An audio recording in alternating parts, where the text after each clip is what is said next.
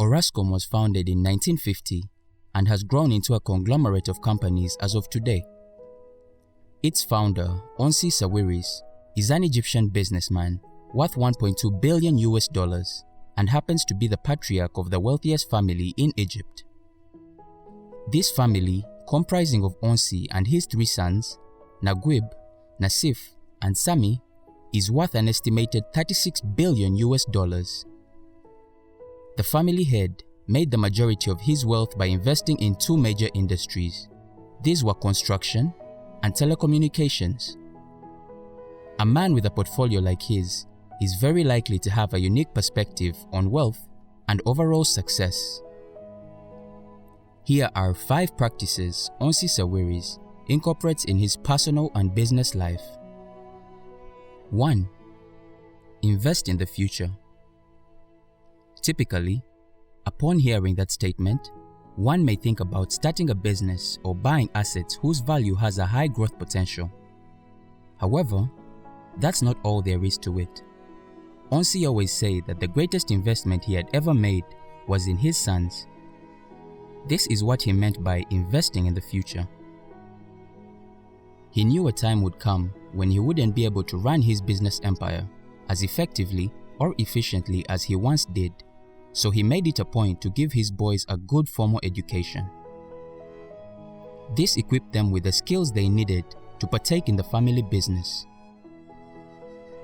Onsi is now retired but has very little to worry about, as all his sons are playing a major role in the Orascom conglomerate. His eldest son, Naguib, who was educated in Zurich, is a media owner and was the executive chairman of Orascom Telecom before selling it in 2012. He is said to be the intellectual guru of the family, with strong connections in the Cairo political elite and liberal sympathies. His second son, Nassif, is a graduate of Chicago University. He is the chief executive of Orascom Construction Industries and is an advocate of a progressive liberal future for Egypt according to observers of the Egyptian political scene. He is an investor in the Egyptian newspaper El Masri El Youm, which was launched in 2004 and has earned a strong reputation for pioneering an independent editorial agenda. He also launched a satellite TV network called OTV.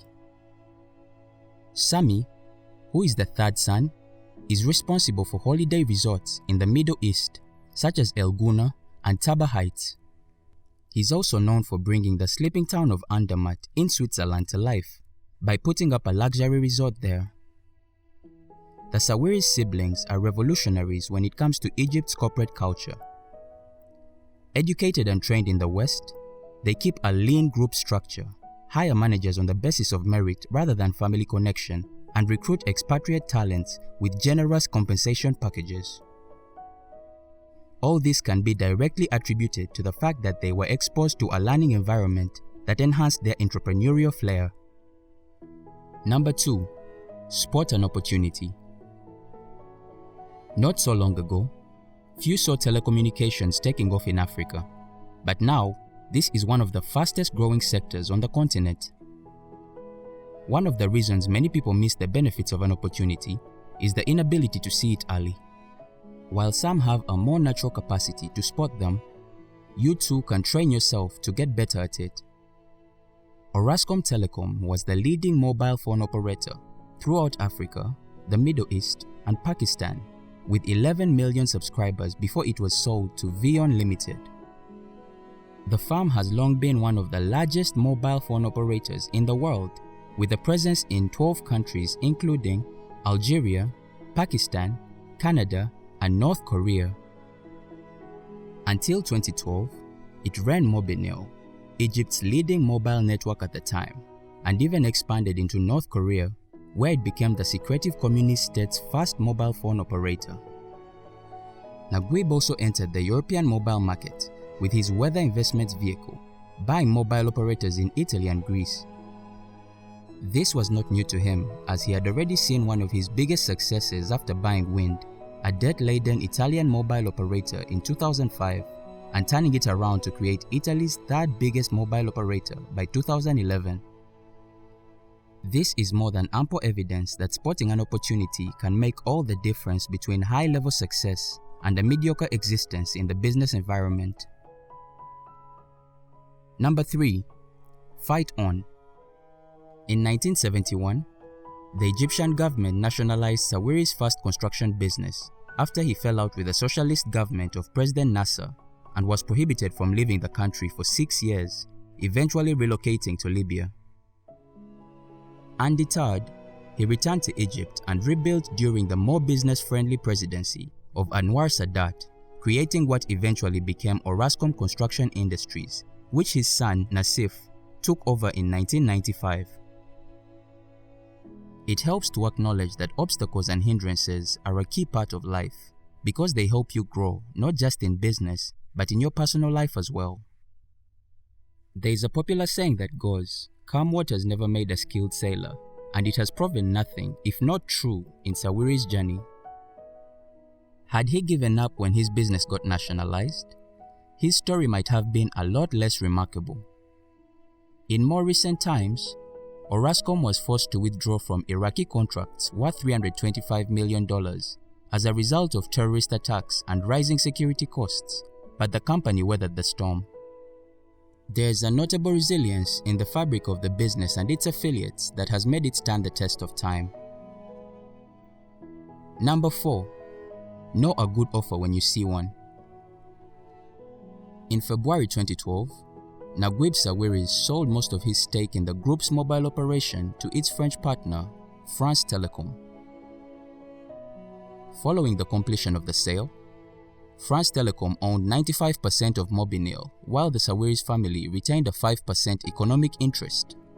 It is easy to develop an emotional attachment to your ventures due to the time and energy geared towards building them. This can make you blind to life-changing offers and therefore lead to regrets down the road. It's important to maintain balanced sentiments when dealing with your business because it will enable you to evaluate offers and opportunities with more clarity. The Sawiris family sold its 20% stake in Mobinil for 202.5 Egyptian pounds, an equivalent of 25.31 euros per share. There was a 61% premium on its closing price before the sale was announced. The whole deal was valued at around 1.5 billion euros. Can you imagine if Naguib had decided to hold on to his percentage of the business? Number 5. Target emerging markets. The fact that you're watching this means you've probably heard the term high risk, high reward, as it is very common among entrepreneurs and the people that aspire to be. Emerging markets are volatile in nature because they are easily affected by changes in the political and economic arena. It would be a safer bet for an investor to pour money into a developed market. However, it would most likely mean lower rewards, whereas an investor that takes a chance on and thrives in an emerging market is very likely to enjoy great returns. Orascom took on a $355 million project to build a science and technology center in Qatar, which was a quickly emerging market at the time. It also invested in Koreolink, a 3G mobile operator in North Korea, which is a joint venture with the state-owned Korea Post and Telecommunications Corporation. While this was a high-risk venture, it turned out to be a great opportunity as the company would be the only cell phone provider in North Korea. That year alone, Orascom saw a 156% increase in revenues, which was not bad for a company operating in one of the world's most restrictive countries. Thanks for watching.